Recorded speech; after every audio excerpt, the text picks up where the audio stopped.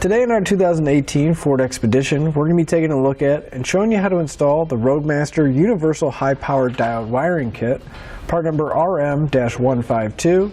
And to help us with our installation, we're going to be using the Pollack 6-pole round pin trailer wiring socket with a rubber boot, part number PK11608.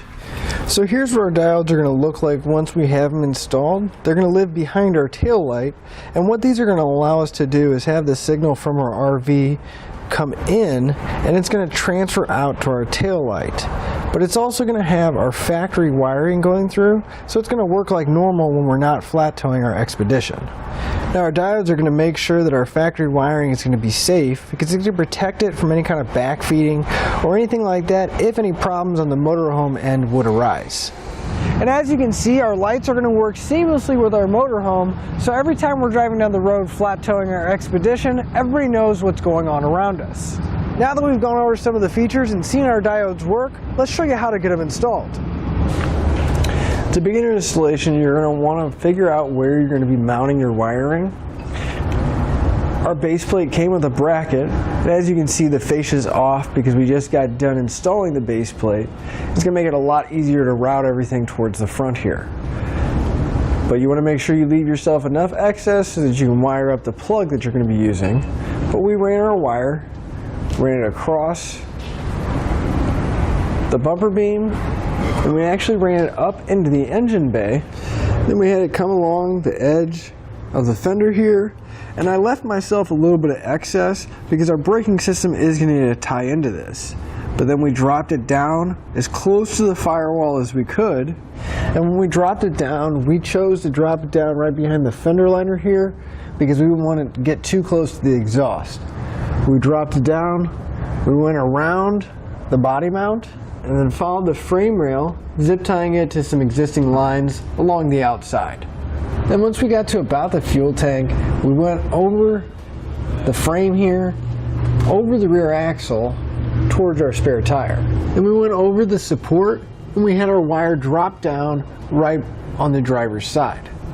So the wires at the back, we're going to move to our rear hatch because we're going to have to remove the tail light so that we can test the wires and bring the wires up. So we can take a trim panel tool, and we're going to come underneath the plastic right here. Just want to get behind it so we can pop it up.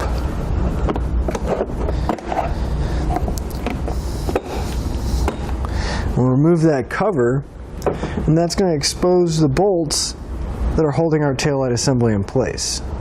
So we'll grab a 10mm socket and we'll pull those two nuts out. Then you want to grab your taillight assembly and you want to wiggle it a little bit, but you really want to pull straight back.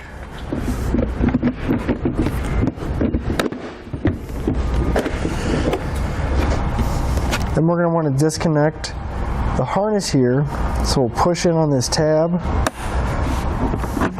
and pull. Then we can pull the wiring out of the taillight assembly. And there's going to be a little push pin in there so we can get a trim panel tool or something to pull it out so we can set our taillight aside where it won't get damaged.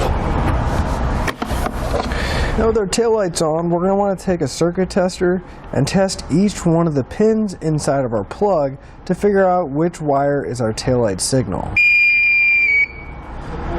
We'll double check we don't have any other ones.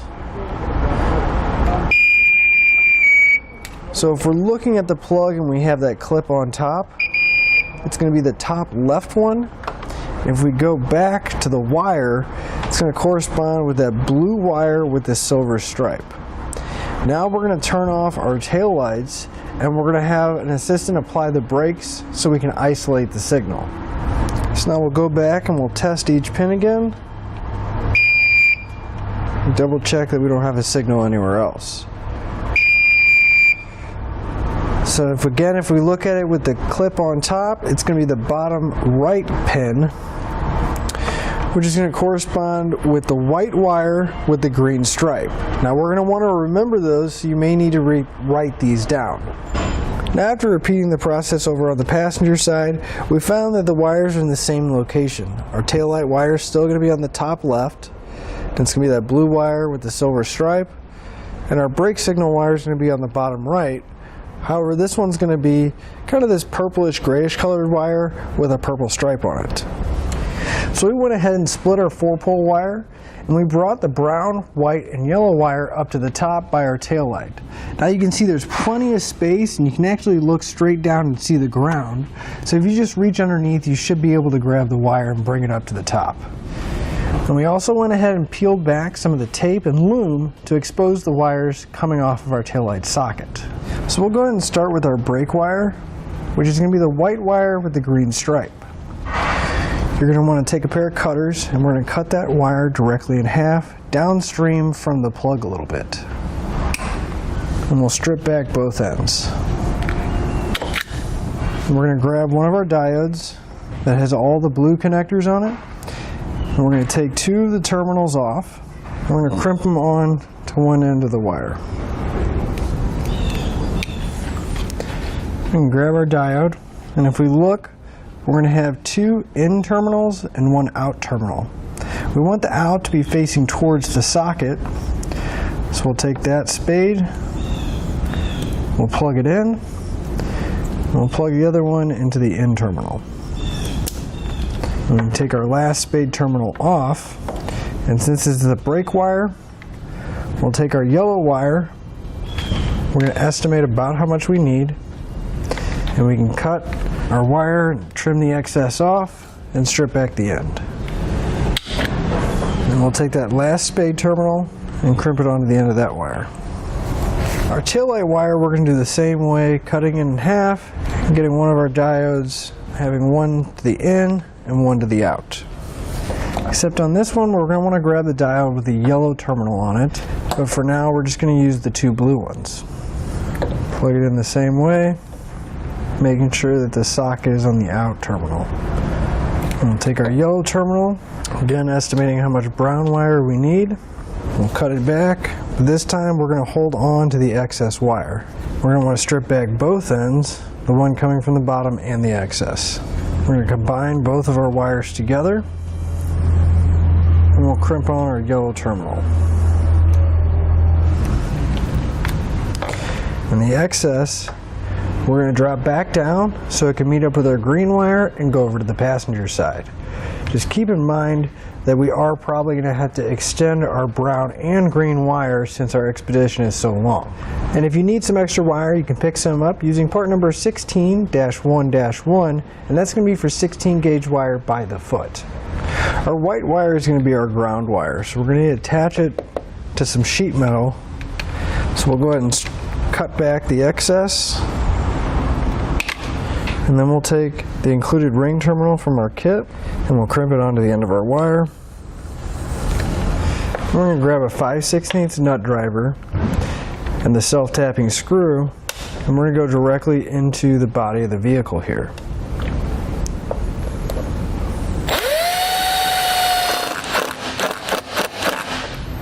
So make sure it's tight enough that the ring terminal is not going to be moving around. So we dropped our brown wire back down, and we did have to extend it, so I used a heat shrink butt connector, and I didn't have any brown wire, so I used this yellow wire with the stripe, and I did extend my green wire as well. But I ran it across the back edge, zip tying it to the hitch and the plastic underbody, went over to the passenger side, and went up using the same method, just reaching down and grabbing the 2 wires. And once we brought our wires up, we just hooked all the wires and diodes up the same way. Now we can take our taillight socket, plug it back into our taillight. Now you want to keep in mind that these are going to take up some space, so we're going to have to kind of maneuver them around a little bit when we put our taillight back in place.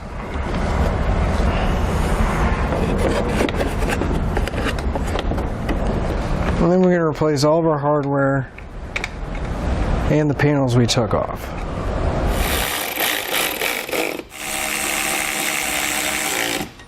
Now back at the front, we're going to need to wire up our 4-pole wiring to a plug.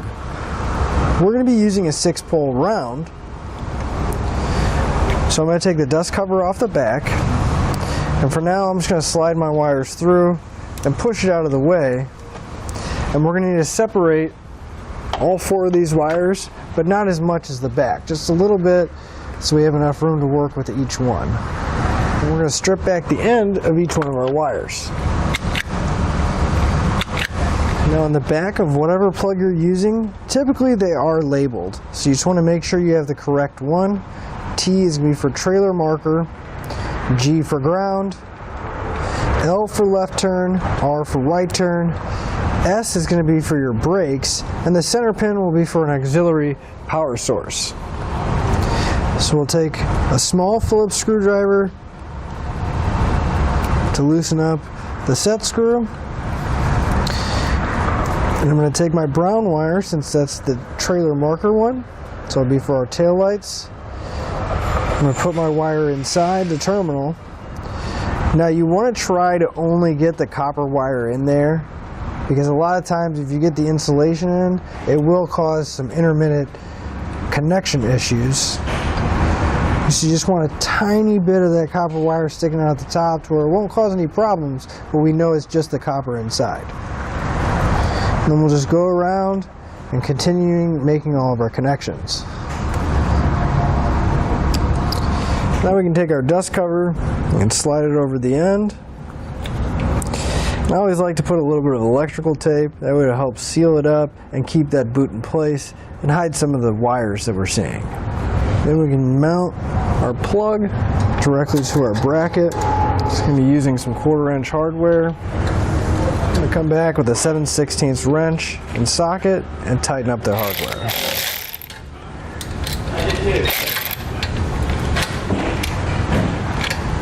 Now before we put our fascia back on and put everything away, we're going to go ahead and test it using our tester to make sure that all the circuits are working properly.